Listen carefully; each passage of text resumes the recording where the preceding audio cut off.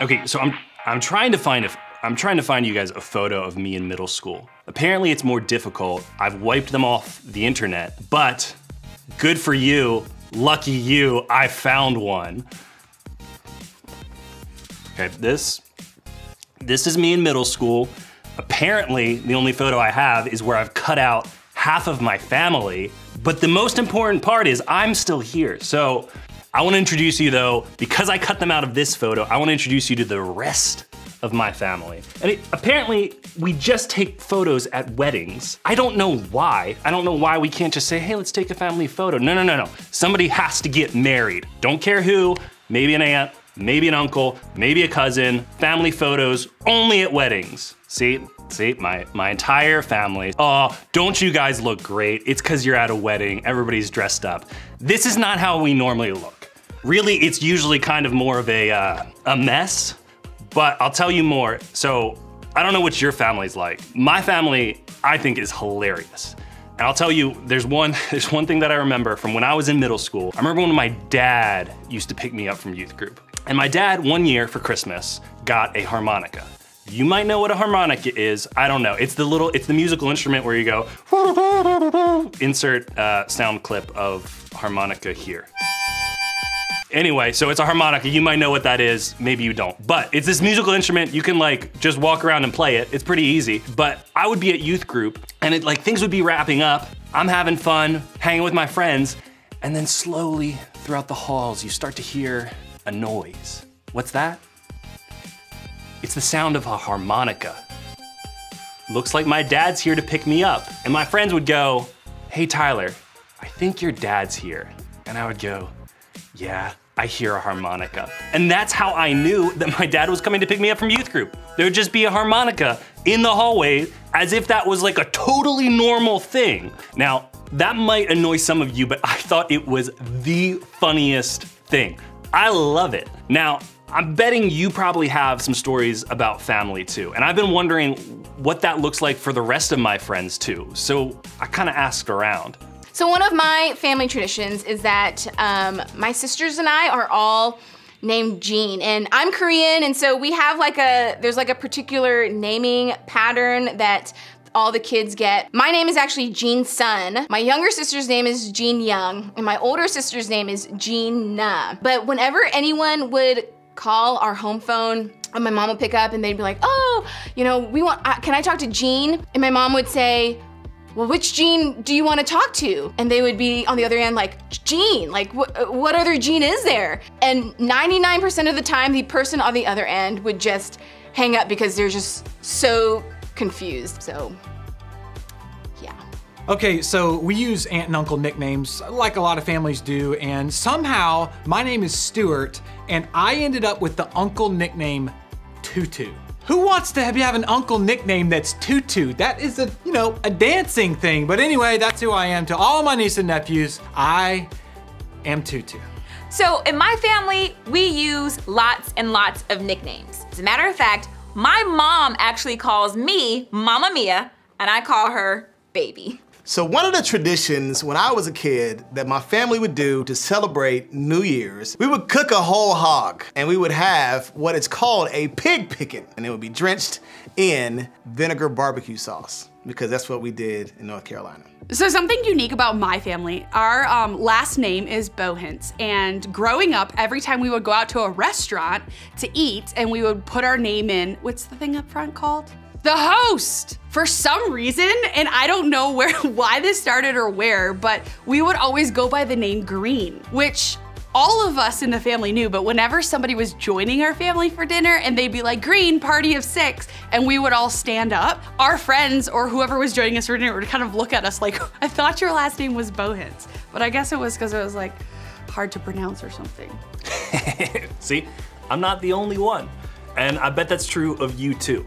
And that's kind of the thing about your fam, or fam is short for family. It's how the cool kids say family.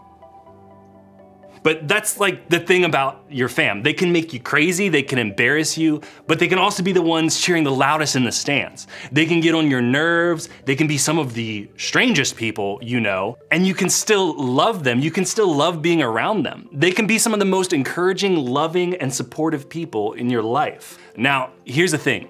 I know not everyone likes being around their fam. And that's because family can be stressful, unpredictable, even exhausting at times. Fighting, health issues, divorce, lying, rules, all these things and more kind of make family a lot more complicated. Now, add faith to that equation. Believe it or not, faith, what each of you believes or doesn't believe, can make things even more complicated with your fam. Whether you've been a Christian for a long time or this Jesus thing is really new to you, here's what I would want you to know. Faith can create tension in your family. Maybe you already know this is true because your faith is really important to you. What you believe influences the way you live, and the way you live impacts your family. And that's complicated because you have a parent or a step-parent or a sibling who doesn't see faith the same way you do. Basically, they aren't Christians and you are. Or maybe they are Christians, but they give you a hard time for taking it so seriously. And honestly, you're not sure if you're even supposed to talk about any of this faith stuff with them at all. They might believe something totally different than you, and that feels strange. It feels like you're on two different pages. Or maybe for you, faith impacts your fam in a different way. Because in your home, it's your mom or foster parent or grandparent who's really into this Jesus stuff. They love reading their Bible, they love going to church, and they think you should love it too. And if you're honest, you aren't all that interested. In fact, maybe you're here because somebody in your family made you come. Maybe they forced you to come to church because they want you to believe what they believe. Or maybe they send you to church as punishment for something you did that they think a little faith could fix. Now, if that's you, faith is certainly making things in your family a lot more complicated. Or maybe, here's another one, you aren't really sure about how your family and faith mix. Maybe you've always said you believed because your parents told you to. But as you get older, you're not so sure what you really think. But still, you're told to honor your parents. But the truth is, you don't always get a lot of choice in the matter, do you? So you keep going through the motions, but inside, you're kind of struggling. And because you can't talk to your family about it, it's making some things at home feel a little bit different. Do you see what I mean? Like, in one way or another, faith can create tension in our families, which is confusing because we're also told that faith is somehow supposed to make things better in our fam. But that doesn't always seem true, does it? So the question is, if faith can create tension in our families, how do we make sure faith is actually helping to make our families better? Pause, stop, break, good news. I think I might have an answer to that question. Technically, it's not my answer to that question. It's actually something Jesus said. And a guy named John, one of Jesus' closest friends and followers, wrote it down so that we could learn from it today.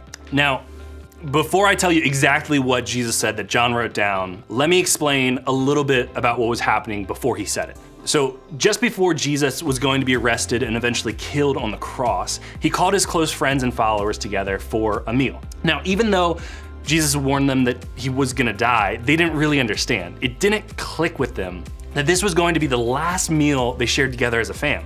To them, they were just doing what they always did as a family. They were like kicking back, someone's making pizza, someone's talking about how their day was. I don't know, they were talking, having a good time, sharing a meal, talking about life. But because Jesus knew the way things were about to go down, he wanted to share a few really important words with his closest people.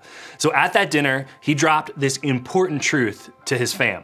And not like literally his family, but his close people, you know what I mean. So he said, "By this, everyone will know that you are my disciples if you love one another." Now, this word disciples here, it just means that you follow Jesus. Jesus was saying that people will know we follow him and believe in him by the way we love each other. Jesus knew that difficult times were coming.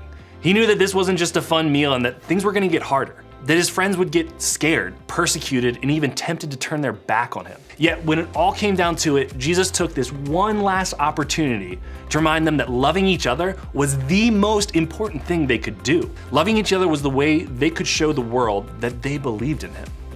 Loving each other was the way their faith could make an impact. I think that the same can be true of our families. If we want faith to do more than create tension in our family, if we want it to actually impact our families for the better, then it's not about winning them to our side.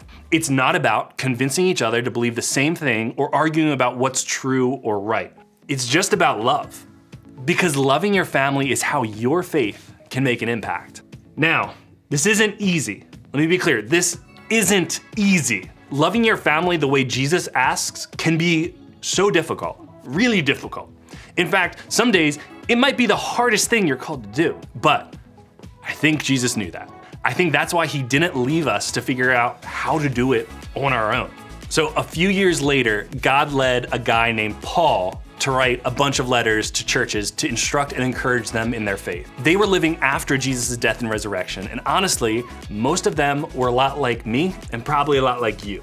They were people just trying to figure out how this whole faith thing impacts the different parts of their lives. And in one of the letters, Paul laid out for them and us exactly what this looks like to love others. He said this: love is patient, love is kind. It does not envy, it does not boast, it is not proud. It does not dishonor others, it is not self-seeking, it is not easily angered, it keeps no record of wrongs. Love does not delight in evil, but rejoices with the truth. It always protects, always trusts, always hopes, always perseveres. When Jesus calls us to love one another, this is what he's actually asking us to do. To be patient, kind, humble, respectful, and selfless. To not get upset easily or hold grudges. To protect and trust and hope and stick it out with the people around us. To love our family the way Jesus calls us to love them. So you probably see this by now, but loving your family is how your faith can make an impact. Love is where it starts. So no matter what you believe or what your family believes when it comes to faith, this is something we can all do.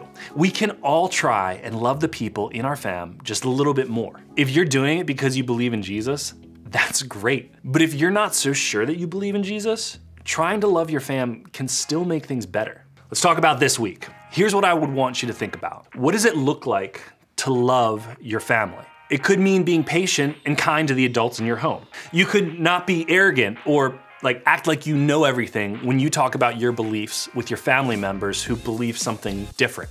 To not be jealous of what your siblings have. To not be rude to your mom. Not to be hot-tempered or quick to react with your stepdad. Whatever it is, give it a try this week. I bet you can do it. And to help you not get overwhelmed, start by just picking one. That's all I'm asking you to do, just one. Pick one of the ways that you can show love that Paul listed out in that letter that we just read. Start there. Just focus on that one. Maybe for me, I probably need some patience. I need to try that this week. But try it, and you will see that love is how our faith makes our family better. Because honestly, love is what changes people. Love is what faith is all about. Even if it doesn't change them, it can change you. I know. That's a big thought. All right. If you remember nothing about everything I've just said between harmonica, family photos, all that, remember this. Loving your family is how your faith can make an impact. We're gonna continue this conversation in groups. Actually, in a lot of ways, groups are sort of like your fam here at church. A safe place for you to open up, ask questions, and share some of what you're going through with people who love you and want what's best for your life. So, as we head to groups, I want you to think about this question. What's one way, just one way, I can show my family love this week?